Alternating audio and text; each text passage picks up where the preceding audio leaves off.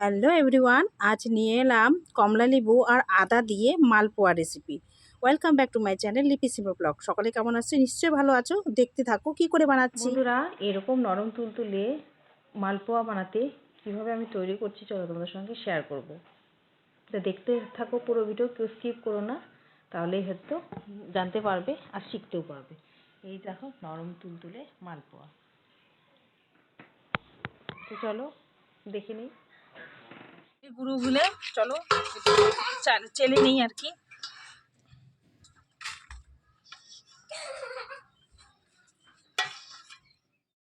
ভালো করে চেলে নেওয়ার পালা। যেহেতু দোকান থেকে কিনে এনেছি আর বাড়িতে করিনি গুঁড়ো, তাই না ভালো করে চেলে নিচ্ছি। চেলে নিলে খুব সফট হবে আর খুবই নরম হবে। তো দেখতে থাকো আমি কি করে তোমাদের সঙ্গে শেয়ার করছি এই মালপোয়া রেসিপি। আর কেমন লাগছে অবশ্যই কিন্তু শেষে কমেন্টে জানাবে। অনেকে অনেক রকমভাবে বানিয়ে থাকে, আর আমি কি করে বানালাম সেটাই তোমাদের সঙ্গে আজকে শেয়ার করব। আর শীতকাল মানেই কিন্তু পিঠে পুলির দিন। তো শীত যাওয়ার আগে আগে একবার হলেও এভাবে বানিয়ে দেখবে বন্ধুরা, খেয়ে দেখবে খুবই সুস্বাদু। একবার কেন বারবার মন খেতে চাইবে। আর আদার রস কমলা লেবুর রস দিয়ে বানিয়েছি, তাই তোমাদের সঙ্গে শেয়ার করলাম। আর এখানে কিন্তু দেখতেই পাচ্ছ একটা কমলা লেবু নিয়েছি আর নিয়েছি কিছুটা আদা।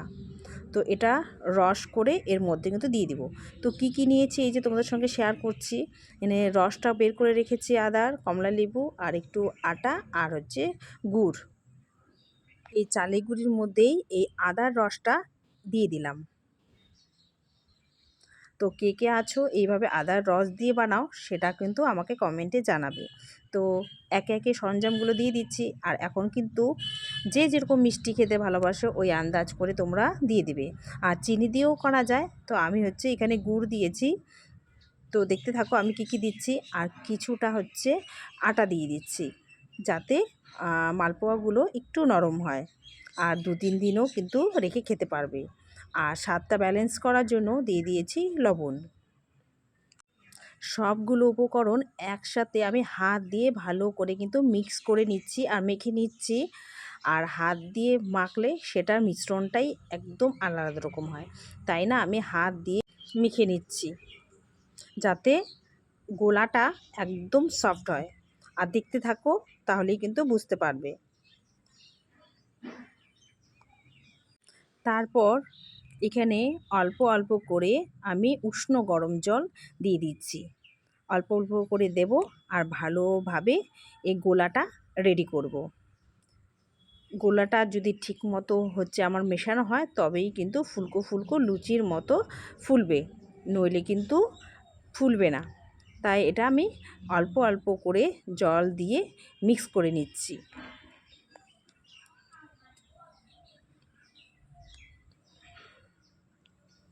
গোলাটা যত সুন্দরভাবে গোলানো হবে আর পিঠেগুলোও কিন্তু ভালো হবে। এটা ভালো করে ফেটিয়ে নিচ্ছি পোয়া পিঠার জন্য। এই গোলাটা যদি পারফেক্ট হয় পিঠে একদম লুচির মতো ফুলবে। আর এইভাবে কমলা লেবু আর আদা দিয়ে একবার খেয়ে দেখো বন্ধুরা, অসাধারণ স্বাদ। আর মিষ্টিটা তোমাদের পছন্দসই দিয়ে দিও। তো এইভাবে আমি গুলিয়ে কিন্তু রেস্টে রেখে দেব। যত ভালো করে ফেটানো হবে তত কিন্তু সুন্দরভাবে ফুলবে।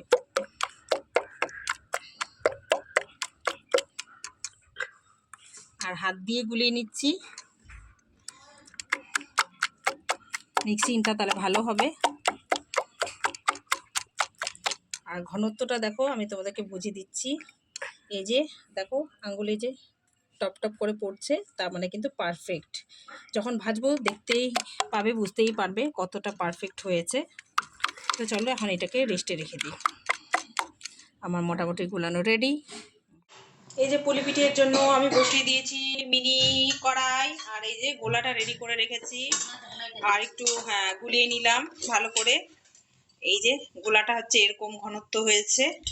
চলো তোমাদের সঙ্গে সবটাই শেয়ার করব। আমি ভাবছি কেমন হচ্ছে না হচ্ছে তোমাদের সঙ্গে অবশ্যই শেয়ার করব। চলো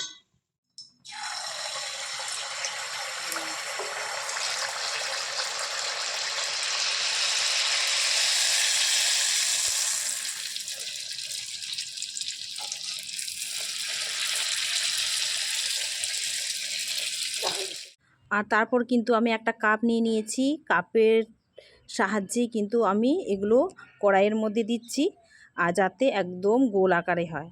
তো হাতা দিয়েও দিতে পারো, যা যেরকম সুবিধে সেভাবে তোমরা দিতে পারো, কোনো অসুবিধে নেই। তো আমি কাপ দিয়ে দিয়েছি, সেটাই তোমাদের সঙ্গে শেয়ার করলাম। আর একটা একটা করে অনেকটা সময় লেগে যাবে, তাই না?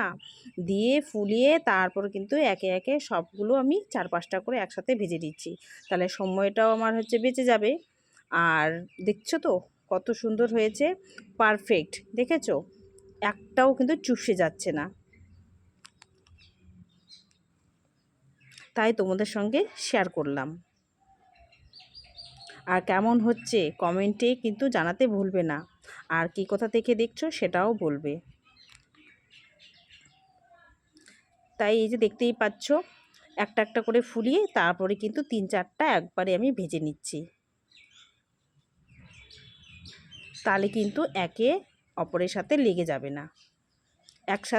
যদি একসাথে ছাড়ি তাহলে কিন্তু একে অপরের গায়ে লেগে যাবে, আর ভালো করে কিন্তু ফুলবে না। আর যেহেতু আদার রস আর একটা কমলা লেবুর রস দিয়েছি, তার জন্য কিন্তু এর স্বাদটাও কিন্তু একটু অন্যরকম। তোমরা একবার হলেও কিন্তু ট্রাই করবে, অবশ্যই তোমাদেরকেও ভালো লাগবে, তাই তোমাদের সঙ্গে শেয়ার করলাম।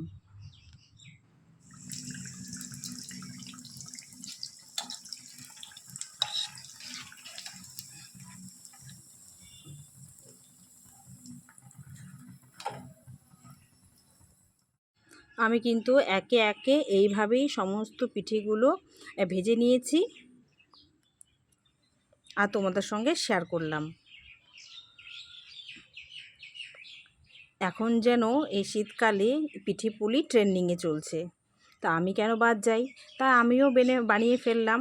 তো কি করে বানালাম সেটাই তোমাদের সঙ্গে আজকে শেয়ার করলাম। যে কেউ এভাবে অনায়াসে কিন্তু বানিয়ে নিতে পারবে। প্রথমবার যারা বানাচ্ছ এইভাবে একবার ট্রাই করবে, অবশ্যই তোমাদেরও কিন্তু এই পিঠে ফুলবে। দেখো বন্ধুরা, এই যে দেখো কি সুন্দর লুচির মতো ফুলেছে প্রত্যেকটাই মালপোয়া, দেখেছো? মানে এত ফুলেছে যে উল্টানোই যাচ্ছে না, তোমাদের সঙ্গে শেয়ার করলাম।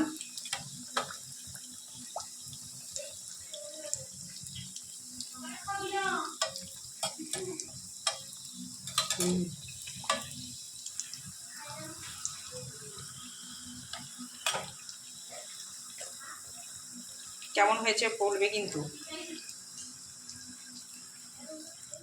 আমার কিন্তু সব পিঠেগুলো ভাজা কমপ্লিট হয়ে গেছে, আর এদিকে ভাজছি আর সবাই কিন্তু খাওয়া দাওয়া করছে। তো এই যে তোমাদের সামনে তুলে ধরলাম ফুলকো ফুলকো মালপোয়া। তো কেমন হয়েছে অবশ্যই অবশ্যই কিন্তু কমেন্টে জানাবে, আর কেমন লাগলো। আর একদম কিন্তু এই যে সফট হয়েছে, 1-2 দিন রেখে খেতে পারবে, কোনো অসুবিধে নেই, তবু কিন্তু নরম তুলতুলে থাকবে। তো চলো আজকের মতো এখানেই শেষ করছি।